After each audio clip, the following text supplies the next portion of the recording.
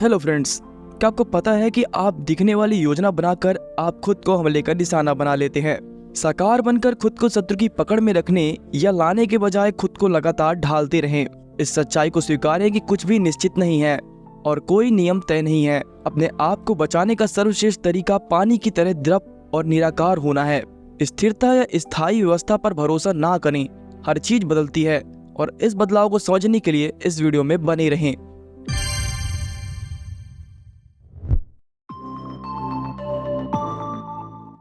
The 48 law of power के episode 48 में आप सबका स्वागत है और हम सुनेंगे 48वां नियम। ऑथर कहते हैं निराकार बने। आइए इसका मतलब समझते हैं।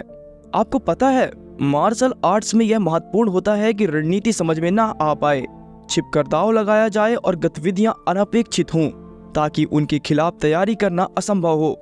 हमेशा सफल होने वाले सेनापति की सफलता का राज यह है कि उसकी वृद्धि अथाह होती है और उसकी रणनीति का कोई निशाना नहीं होता है।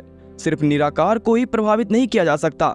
साधु अथाह निराकार में छिप जाते हैं ताकि उनकी भावनाएं नजर ना आएं। वे निराकार के भीतर रहते हुए काम करते हैं ताकि राहों में उलझन ना हो। इंसान आकार से पहचाना जाता है। शायद ही कभी वह अपने भाव सीधे तौर पर व्यक्त करता है। वह उन्हें भाषा से या सामाजिक रूप से स्वीकृत परंपराओं से आकार देता है। हम बिना आकार के अपने भाव व्यक्त नहीं कर सकते। बहरहाल जो आकार हम बनाते हैं वो बदलते रहते हैं। फैशन में, शैली में, उस पल के मूड का प्रतिनिधित्व करने वाली मानवीय घटनाओं में हम लगातार पिछली पीढ़ियों से विरासत में मिले आकारों को बदलते रहते हैं। ये परिवर्तन जीवन और जीवंतता के संकेत हैं।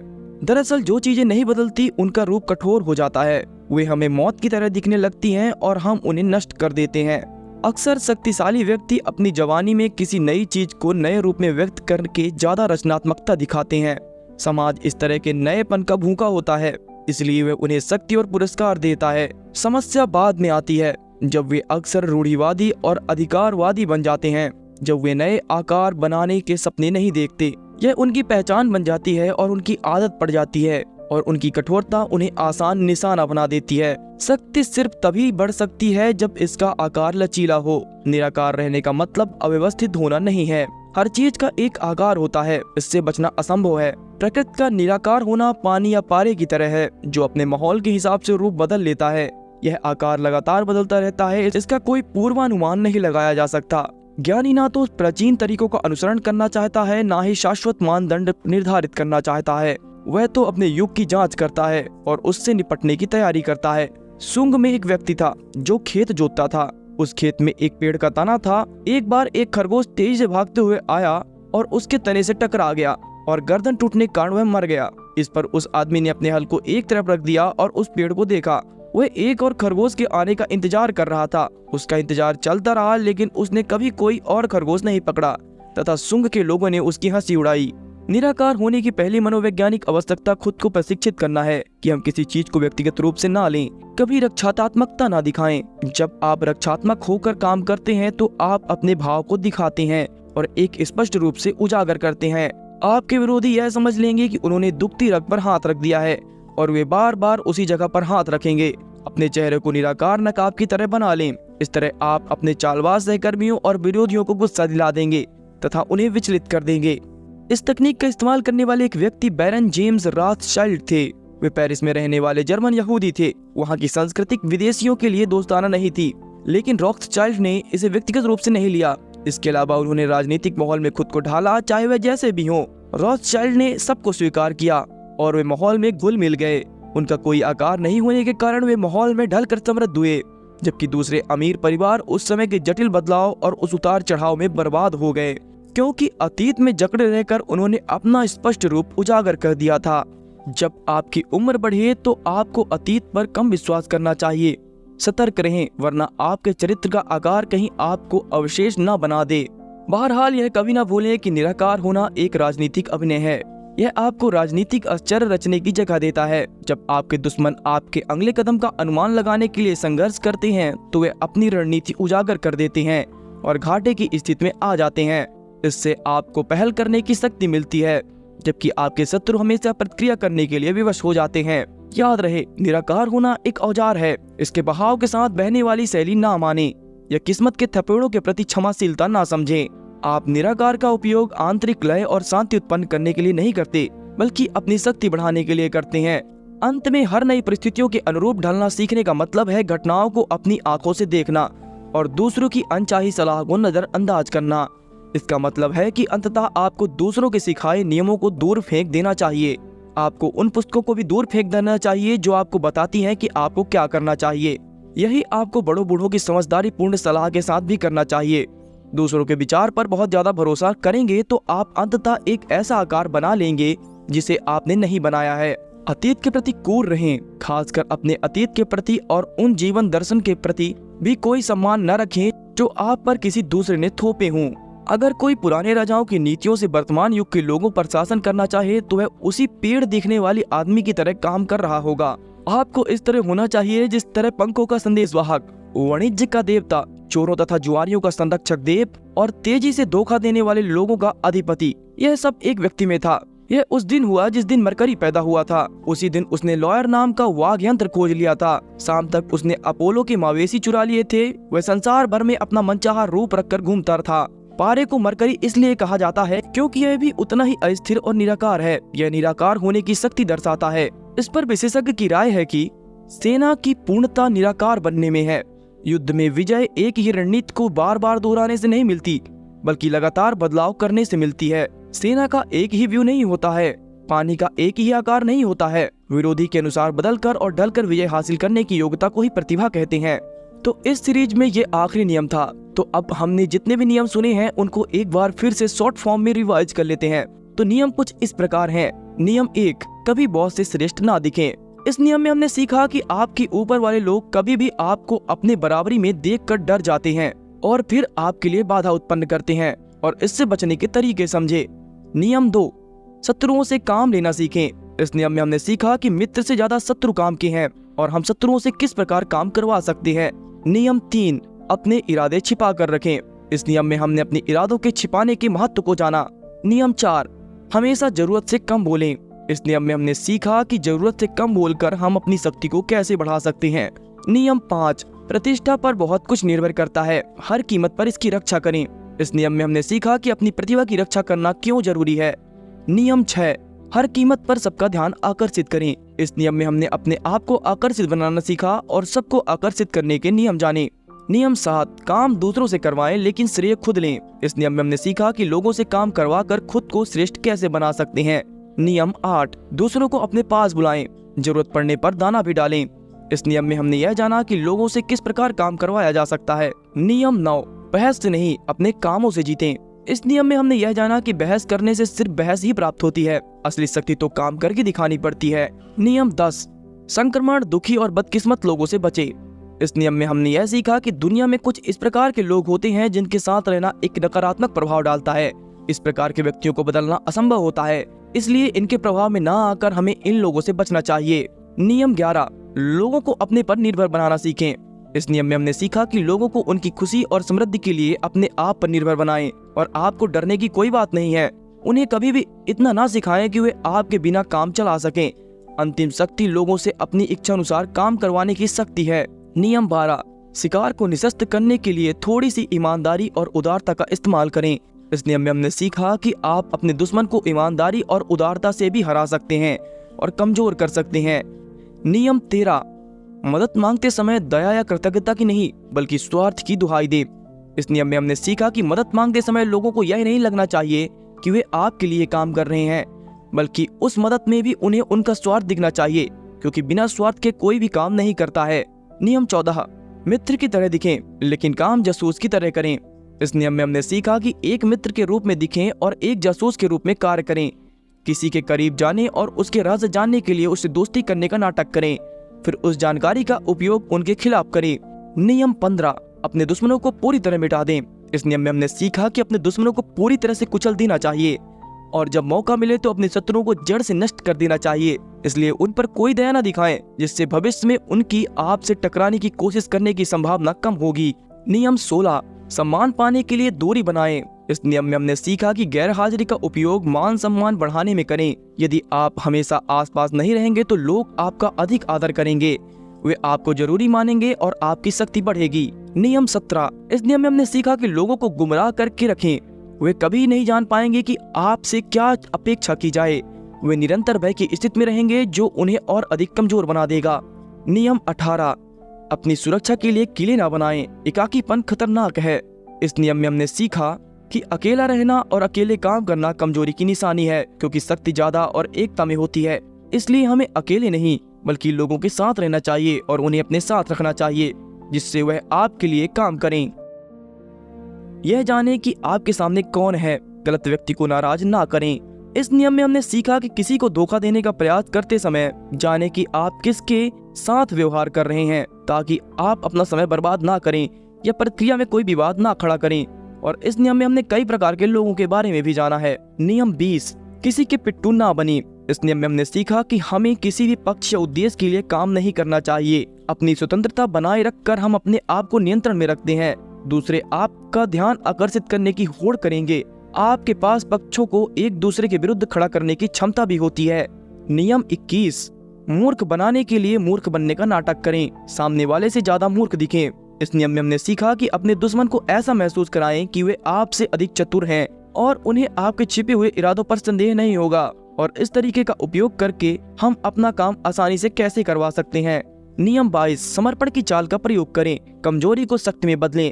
इस नियम में हमने सीखा कि जब आप कमजोर हो तो सम्मान की खातिर लड़ने के बजाय आत्मसमर्पण कर दें।